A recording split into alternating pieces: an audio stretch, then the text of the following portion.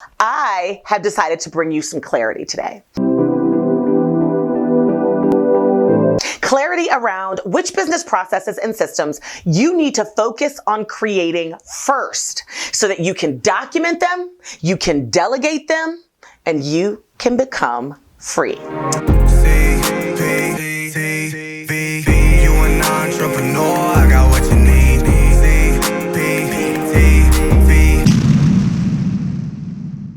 Hey there, my loves. Welcome back to CPTV. I'm CP, and this is the place for aspiring and growing entrepreneurs who want to turn their passions into businesses and their businesses into freedom. Does that sound like you? Of course it does, or you wouldn't be here. Then you are going to want to come on in, take a look around, go through some content, binge a little bit, and subscribe. Because every single Tuesday, I am giving you the strategies and the step-by-step business processes to implement immediately in your business and get to that level of entrepreneurial freedom that you've been dreaming about and wanting and deserve and desire. So go ahead and hit that subscribe button and click that bell so you don't miss any of it. And of course, if you like it, show me. I want you to smash that like button and say, give me processes, CP. Yeah, that's a good one in the comments below. So you've already come to terms with the fact that you need to create business processes and systems. And you already know that if you don't, your opportunity to scale your business and to get to that next level of freedom is pretty much non-existent. But the fact still remains. Creating business processes and systems in your organization is much easier said than done. It can be so overwhelming and an absolute cumbersome concept that will absolutely create anxiety in the mind of hustling entrepreneurs who are trying to grow a business like you and me. Because you know you need to create the business systems and processes, and you understand how important they really are. You just can't seem to get out of your mind the fact that it seems like there are hundreds that you need to work on, all of them right now. So where do you start? Where should you focus your efforts and your energies first so that you can have the most impact and the best strategies to grow fast? Well, in today's episode of CPTV, as we continue this business process lab series, I will go ahead and link to that right now so you can binge. I have decided to bring you some clarity today. Clarity around which business processes and systems you need to focus on creating first so that you can document them, you can delegate them, and you can become free. So let's get to work. Okay, so let me break down these core business processes and what makes them so different. Yes, you will need tons of processes in your business in order to truly scale it, in order to be able to hire other people, and ultimately in order to get to that freedom that you desire. But at the core of business operations, there are some primary processes that you will want to create, and I have learned what they are over the years. And those processes will be central to your entire business and specific to certain products or services that you choose to sell. Either way, you always want to start here because once you have these created, documented, and optimized, you will finally have the capacity that you need to handle a volume of sales, which brings in more revenue and your customer needs. You see, I hear entrepreneurs say all the time that they want tons of customers. They need more sales. They want that big contract. They want to secure that big money opportunity. And I get you. I feel you. That's what it's all about, right? All of those dreams are extremely valid and very good. But I need to ask you, what if you did get an influx of 1,000 individual customers tomorrow? Or if you got that email saying that you got a huge order and that you need to fulfill 10,000 units in the next couple of weeks? Would you be ready? Could you handle that? What would you do? Do you have a well-oiled machine that all those customers in that huge order can flow through? Now, you're probably saying, girl, I will figure it out. Bring it on. I'll work it out. I'll make it happen.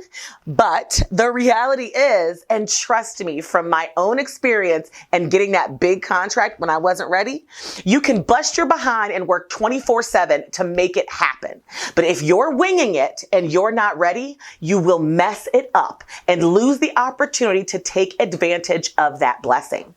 If you're answering, no, CP, I'm not ready, I just haven't had the time yet, then you gotta get ready, boo. Because I'm telling you that you are blocking your blessings from the universe. You're trying to manifest this huge volume of sales with your words and your thoughts and your meditations, but your actions are telling the universe, no, I don't really want that big break.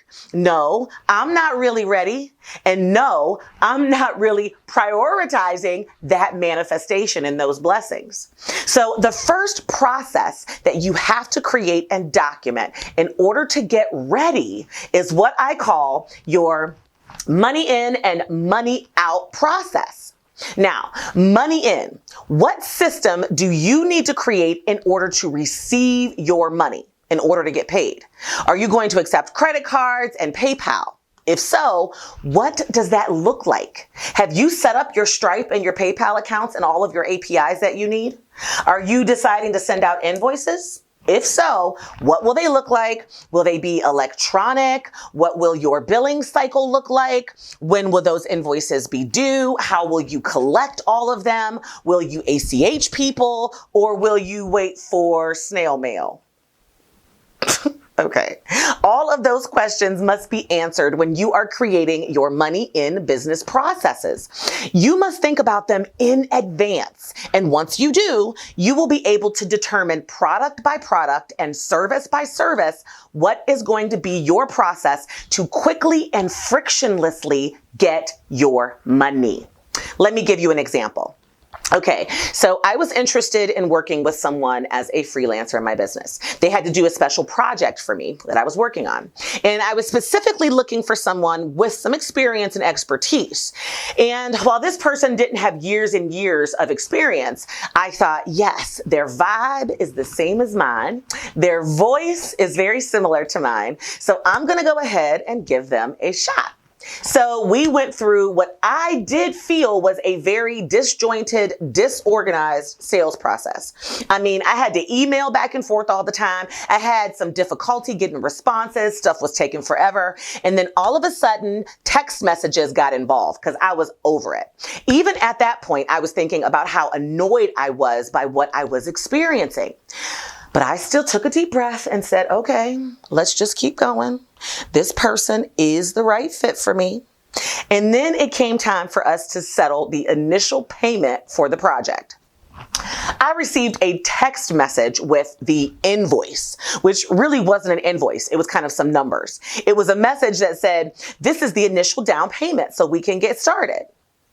Okay, but this text message gave me no indication on how to pay the invoice, how to actually give them the initial deposit. So I had to actually text back and ask, how do I give you my money? What the hell? So I do. How do I pay you? And there were crickets. And then my text message notification thing dinged, and I got you can just Cash App me. What? You're in business. You're a professional. I can't Cash App you from my business to your business. I can't track that for accounting purposes. I don't even have my business tied to a personal Cash App. That's not how you send money from business to business. All of a sudden, that person's money in process became too overwhelming and too annoying for me as the customer. And I began to think about the fact that if this project worked out and I wanted to use them for later projects, because I'm about long-term relationships, right? It was going to be just as annoying and just as difficult to actually get my money and give them my money. So I had to say bye-bye and go in a different direction. I need it to be smooth. I need it to be frictionless. I need it to be a good customer experience, especially for what I was about to be paying. And that person's lack of a money in process lost them my sale. Is that you? Would you have lost my sale? You get where I'm going, okay? Create your money in processes. How are you going to collect your money? How are you going to provide a way for people to pay you and pay you seamlessly and frictionlessly? Don't figure it out after you've already tried to start selling something. Focus your attention on that core process and watch how much money flows through it because you are prepared. Now, when I say money out processes, I'm specifically referring to how you handle your refund requests and how you handle cancellations. What will your business system be that will include the policies you have created, and how will you and your team enforce those policies? How will you ultimately keep your word to your customers who ask for refunds or try to cancel? Nobody likes to think about the idea or concept that money is going to be going out of their business. I get it. But it is what it is, my love. It is a basic part of having a business. There will not be 100% customer satisfaction all the time. And when there isn't, that person may request a refund or request to cancel a service that you are providing. So how are you going to handle that? How do you process those requests? How do you plan for that? Will you try and talk them out of it? Will you offer them something to make them change their mind? Will you say, how can I fix things? How do you make sure that if you do issue that refund, that it is done in a way that satisfies the customer? So much so that they will still endorse you and still give you amazing reviews. Because if you haven't noticed, the nastiest of all comments and reviews are about how hard it was for somebody to get their money back. And the first thing you will see are the words scam and fraud and thieves.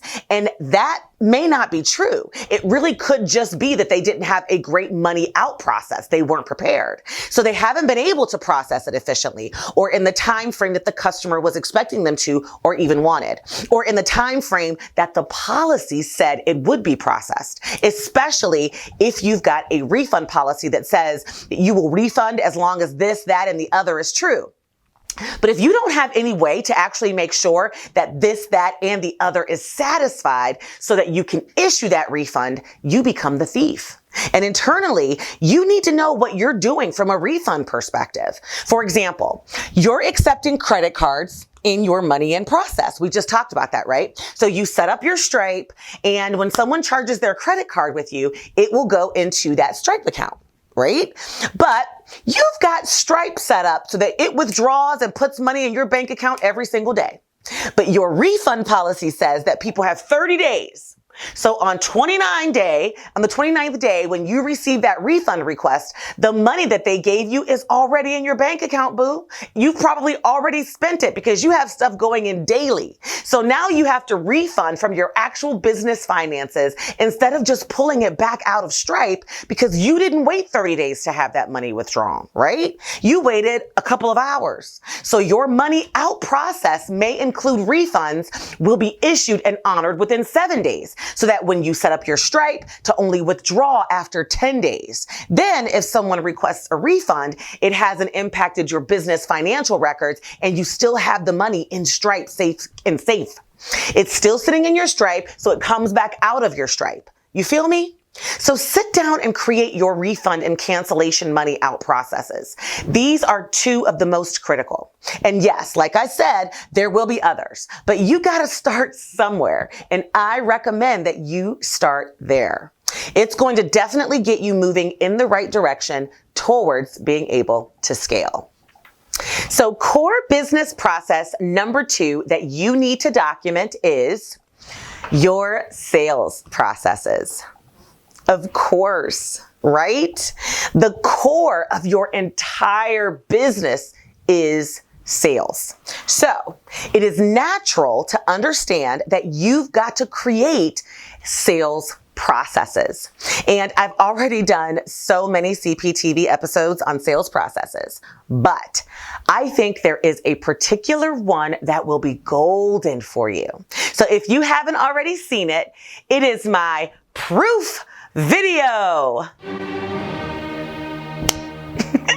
I'm so silly, y'all. Anyway, so I'm going to go ahead and link to that right now in the cards.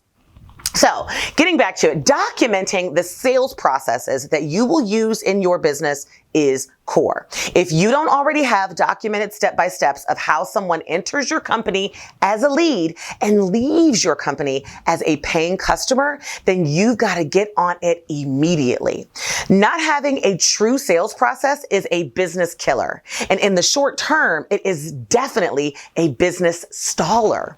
Honestly, I recommend creating a sales process for every single product and service that you add in your business. Yeah, sure. Each of them may have some similar sales processes included, but there will be nuances and specifics and marketing that will change from product to product. And if you ever want to delegate the sales part of your empire, you have to create the map now. Remember that story that I just told you about? Remember how I alluded to the fact that the entire sales process with this guy was completely disorganized, convoluted, and very annoying for me? I'm not lying, y'all. I was so determined to work with this startup entrepreneur who was trying to grow their legacy and all this other stuff, but I secretly kept probing and asking, please, please, please put me into a sales process. And I realized they couldn't put me in a sales process because they didn't have one. They were winging it all along, and it was obvious. And when you're winging it, your sales processes make you look unprofessional. And nobody wants to give their money to an unprofessional, do they? Trust me, not everybody is going to be as diligent as I was to stick in there. I gave this entrepreneur so much rope. I'm an entrepreneur coach and trainer, so I was obviously rooting for them. But the average person would have been like, boy, bye. Okay, bye, Felicia. Bye, Felicia. In the very beginning, you need to realize that your problem may not be your product or your price or even your marketing. The reason why you don't have enough sales or can't seem to get them moving in the right direction where you can actually quit that full-time gig and do your business full-time could very easily be tied to the fact that you don't have a sales process to seamlessly and frictionlessly send people into and through. When you've got a sales process that makes it easy for people to buy from you, you can sell more people. But until then, it's going to be slow. You're going to be slow. And I've already talked about what selling slow means to your business, right? So if you're sitting there right now thinking, I don't have enough sales, CP, I need you to help me with sales. I don't think I'm ever going to be able to sell enough to make enough money in this business. Then I need you to take a deep breath and realize and really analyze whether or not you have created the sales processes that you need to even make that possible. Because if not, you have skipped a core business process that must be created. And you have to create it now. You have to go back and unskip it, or just give up on the idea that you're ever going to sell thousands, let alone millions of dollars. Because without a process, it ain't going to happen. It just won't. Trust me. So before I get into that third core process that you have to create and document, I want to make sure that I address a question that is probably in your head right now. All right, CP, after you tell me the main processes that I should be documenting, are you going to help me actually get that done? And then the answer is, of course, my love. I want you to go ahead and grab my free guide to creating business processes that scale with an SOP template. It's going to walk you through the steps of actually creating these processes and documenting them effectively. And it's absolutely free for my CPTV family. So go ahead, click the link in the description and in the comment sections below and grab your copy. I told you, I got you in this lab, y'all. I ain't playing with you. I did not come to play with you, hoes. You knew that was coming, didn't you? You know I'm Beehive all day long, right? Okay, so moving on to core process number 3. Your service processes. That's right. When I say service processes, I'm really talking about 2 primary pieces, right? Your onboarding process, and then your product or service ongoing delivery process. Those are really at the core of what you need to document immediately. Now, you will absolutely have others. You'll have specifics related to ongoing customer support and what your product or service delivers as you continue to grow your business and create new products or services, which is how you're actually going to fulfill your responsibilities post-purchase. That really is all about service delivery processes and ongoing service processes. So whatever your primary product or service is that you're going to be providing to the customer, you need to sit down and document step by step how you're going to do that. If you're a product-based business, whether it's tangible products or digital products, how are you going to make sure that your customer actually receives in their hands what they've purchased? What does that look like? If you're a coach, a consultant, or a service-based provider, you have to sit down and map out step by step how you're going to do what you say that you're going to do for your customers. How are you going to get them that service that you promised? Or how are you going to run your coaching calls or your coaching programs? Or how are you going to get them the service that they've actually paid for? You need to document everything that you want to include, that you will include. And don't worry, it will evolve, but you've got to start somewhere. And even more importantly, what does your onboarding process look like? And I say more importantly because onboarding is really the first true exposure that your new customer has to what it's like to do business with you.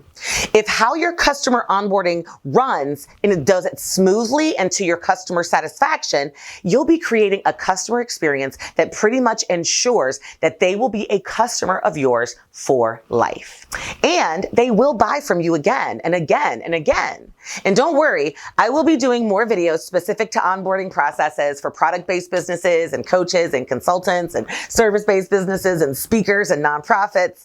But let me give you a little example. Okay. When I get a new coaching client, after they have made their purchase and I've actually received that notification that a purchase has been made, my team and I immediately add them to their personal coaching portal. In that portal, I have built an onboarding communication sequence. They receive a welcome email and a walkthrough to make sure that they have registered and logged into the system. They receive their coaching agreements and my coaching commitment pack, which really describes what the coaching relationship and process will look like step by step. They receive a couple of video trainings to walk them through how to utilize the coaching system and what our relationship and first calls are going to feel like. And then they receive a calendar link to automatically plug them in for our initial coaching and onboarding call. Yes, I mean, there's a few more steps in there that I didn't discuss just yet, but I'll get into them later for you guys. But you get the gist of where I'm going with this, right? As soon as my customer gives me money, they are going to, within 10 minutes, expect to have access to their product or service. I mean, they want it immediately, don't you? And my onboarding process ensures that within an hour, they are already seeing action. And no, I didn't wing that process. I sat down when I decided to offer coaching programs and consulting services, and I created what I wanted that onboarding experience to look like for my customers. And I made sure that it included steps that made it easy for my clients and customers to feel the love, right? And easy for me to get them onboarded so that we can get to work immediately on their business needs.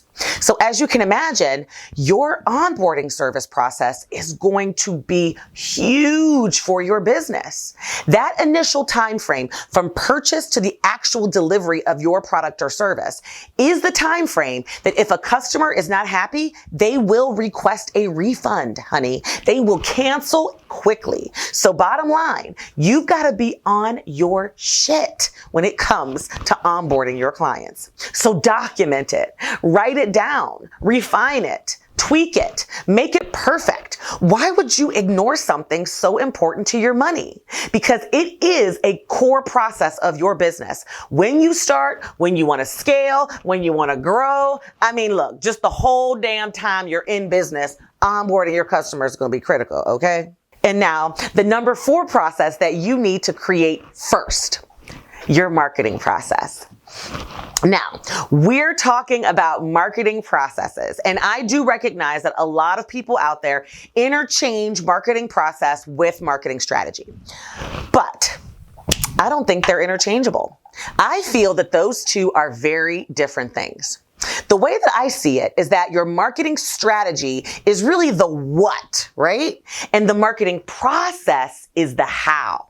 And a lot of entrepreneurs spend so much time in their businesses thinking through and painstakingly planning out a marketing how or strategy, but they never quite make it to really truly documenting and mapping out what that marketing strategy will look like, right? So I create SOPs for my marketing processes.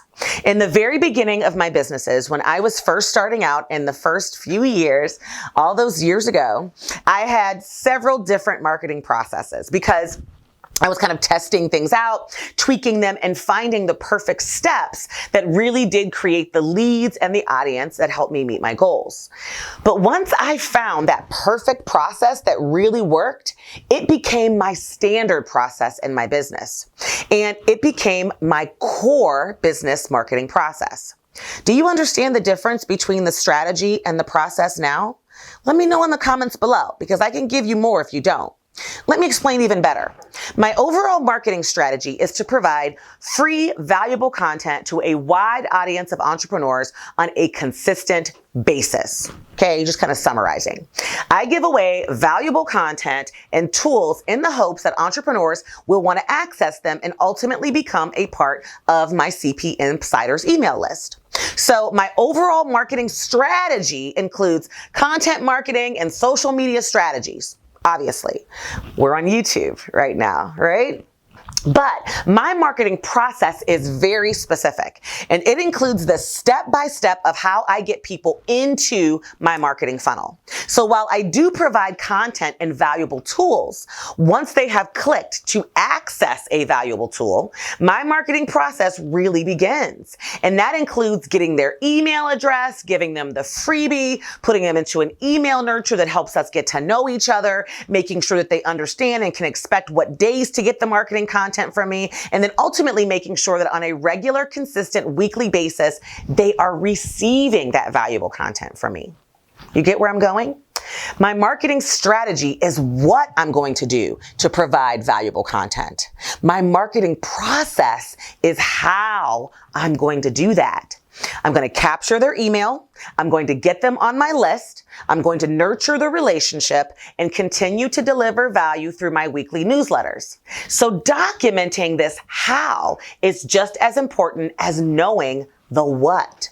If you don't have a game plan and a step-by-step process of how you're going to get someone into your marketing funnel, you are going to waste time and become overwhelmed and ultimately not be able to do it. No matter how much effort you put into that what, you won't see the results. You won't reap the rewards. That's why your marketing process is your number 4 core business process that must be documented immediately. Okay, this is video 2 in our Process Lab series. What do you think? Was I right?